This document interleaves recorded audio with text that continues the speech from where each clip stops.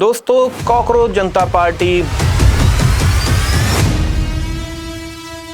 Meme से जंतर मंतर तक का सफ़र, ऑनलाइन से ऑफलाइन तक का सफ़र, डिजिटल भीड़ से रियल भीड़ तक का सफ़र, ये टेस्ट होगा 6 जून को।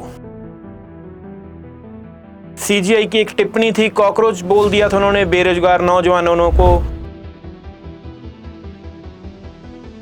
अभिजीत दीपके ने उसे उठाकर नौजवानों की ताकत बना दिया। नौजवानों के मन का गुस्सा, बेरोजगारी और जो सिस्टम में उनकी अनदेखी हो रही है, सिस्टम उनकी नहीं सुन रहा है, उससे उनकी जो निराशता है, उस सभी को उसने उनका हथियार बना दिया।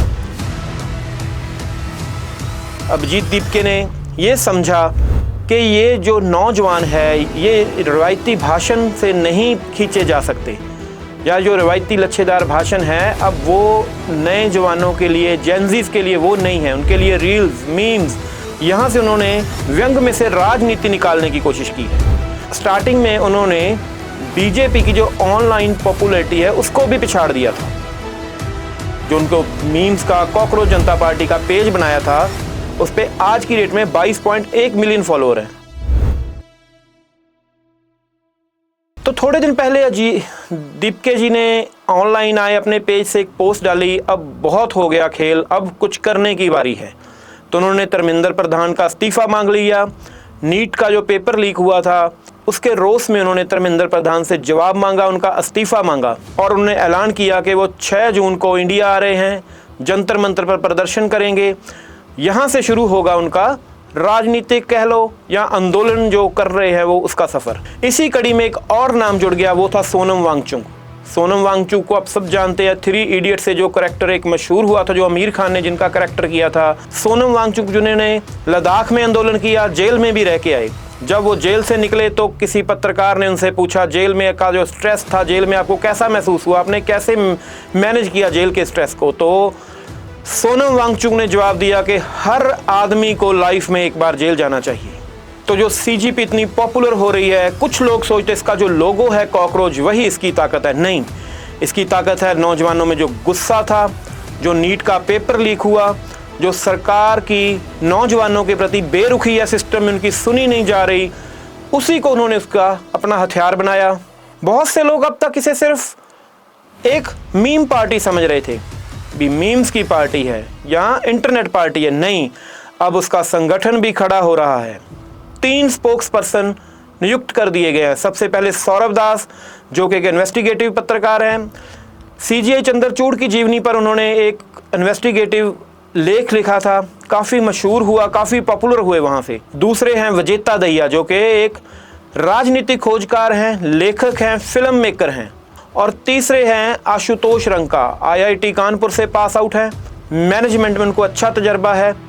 तो ये संगठन के 3 लोग जो लिए हैं, तीनों अलग अलग फील्ड से हैं, तीनों अपने अपने फील्ड के महारथी हैं। इससे पहली बार लगा कि अब ये मीम्स आंदोलन नहीं रहना चाहता, ये एक राजनीतिक पार्टी की और एक नई करवट है उनकी। उसके बाद आता है जंतर मंतर का ऐलान। फिर जब अभिजीत दीपके ने जंतर मंतर का ऐलान किया तो तब लगा ये कुछ करना चाह रहे हैं, ये कुछ नया अध्याय लिखने जा रहे हैं भारत की राजनीति में। ये इनका एक टेस्ट भी होगा, लिटमस टेस्ट होगा। अगर इसमें से ये पास हो जाते हैं तो फिर ये इनको कुछ आगे इनका भविष्य देखा जा सकता है। अगर ये 6 जून को जंतर मंतर पर भीड़ जुटा पाते हैं तो इनका थोड़ा सा इनका वजूद बनेगा। नहीं तो जो हजारों ट्रेंड आए, इंटरनेट पर आए और आके गैब हो गए, उन्हीं में इनको भी एक बार भुला दिया जाएगा। अगर ये ऑनलाइन भीड़ को ऑफलाइन में कन्वर्ट कर लेते हैं, ये भीड़ इकट्ठी कर लेते हैं और एक काडर सिस्टम होता है, वर्कर सिस्टम होता है, उस टाइप के लोग इनके साथ जुड़ते हैं, तो ये आंदोलन आगे बढ़ेगा, एक पार्टी बन जाएगा।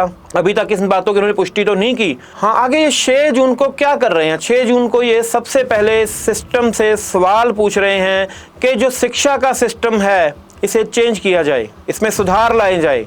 नीट जैसे जो विवाद हुए हैं, ऐसे विवाद पर वो धर्मेंद्र प्रधान से इस्तीफा चाहते हैं। जो हमारे शिक्षा मंत्री हैं वो इस्तीफा दे, क्योंकि ये उनकी जिम्मेदारी है, प्रशासन की जो जिम्मेदारी है, ये जो पेपर लीक हो रहे हैं। अब सोनम वांगचुक भी एंट्री कर चुके हैं। सोनम वांगचुक ने पोस्ट डाली कि मैं 6 जून को मैं भी आपको दिल्ली एयरपोर्ट पर अभिजीत दीपके के साथ मिलूंगा, पर उन्होंने कहा मैं एक शर्त पर इस पर शामिल हूँगा, अगर आप इसे शांतिपूर्वक आंदोलन समझेंगे कोई हिंसा नहीं होगी, कोई हुल्लड़बाजी नहीं होगी। गांधी जी को प्रेरणा मानकर आपने इस आंदोलन को चलाना है। जैसे ही सोनम वांगचुक ने ये पोस्ट डाली तो अभिजीत दीपके ने फिर पोस्ट डाली कि हम बहुत एक्साइटेड हैं सोनम वांगचुक जी से मिलने के लिए, उनका एक्सपीरियंस हमारे काम आएगा। अगर ये सब कुछ हो रहा है तो इनसे सवाल भी पूछे जा रहे हैं। सबसे बड़ा सवाल है कि आपको फंडिंग कहाँ से आ रही है। जैसे इसका जवाब नहीं दिया अभी तक अभिजीत ने, पर इसमें फंडिंग की अभी उतनी ज़रूरत नहीं थी स्टार्टिंग के लिए, क्योंकि एक वायरल हो गया मीम के चलते लोगों ने ज्वाइन कर लिया। इसके लिए पीछे बहुत बड़ी फंडिंग की ज़रूरत नहीं होती। अब जब ऑफलाइन होगा, जंतर मंतर पर धरने होंगे, यात्राएं होंगी, तो कुछ आंदोलन चलेंगे, तो उनके लिए पैसे की ज़रूरत होती है। अब देखते हैं उसमें क्या होता है। लोगों के मन में ये सवाल इसलिए आते हैं क्योंकि कहीं ये कोई राजनीतिक पार्टी आंदोलन को हाईजैक ना कर ले, या इसके पीछे कोई विदेशी फंडिंग ना हो, कोई अमेरिका जैसा देश ना इस टाइप के आंदोलन चलाकर बीजेपी गवर्नमेंट को कमज़ोर करना चाहता हो। ये हमने इतिहास में देखा है, जब कांग्रेस की गवर्नमेंट गिराने में अन्ना आंदोलन का बहुत बड़ा हाथ था। उस आंदोलन में से क्या निकला? एक राजनीतिक पार्टी निकली जिसने दिल्ली में अपनी सरकार बना ली, उसके पीछे बीजेपी थी, बीजेपी ने सेंटर में अपनी सरकार बना ली, और जो एक चेहरा था जो आगे था अन्ना हजारे, उसको कुछ नहीं मिला।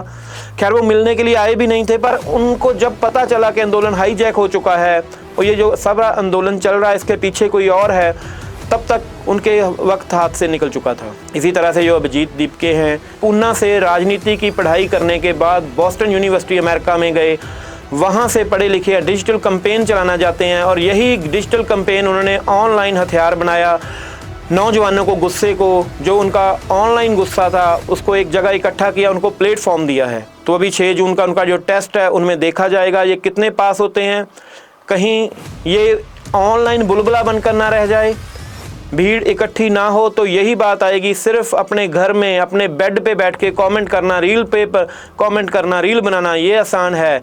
आंदोलन जेनजी जो कल्चर है वो आंदोलन के लिए नहीं बना, कहीं ये ना साबित हो जाए ये चीज़। तो अब देखते हैं 6 जून को क्या होता है। अभिजीत दीपके को ये शक है कि उन्हें उतरते ही गिरफ्तार कर लिया जाएगा, पर फिर भी वो कह रहे हैं मैं आऊँगा, अपने हकों के लिए लड़ूंगा और अपने नौजवानों के लिए लड़ूंगा। तो दोस्तों, इस टाइप की नई ताज़ा तरीन अपडेट्स के लिए हमारे साथ जुड़े रहें। हमारे चैनल को सब्सक्राइब कर लें, बेल आइकन का बटन ज़रूर दबा लें।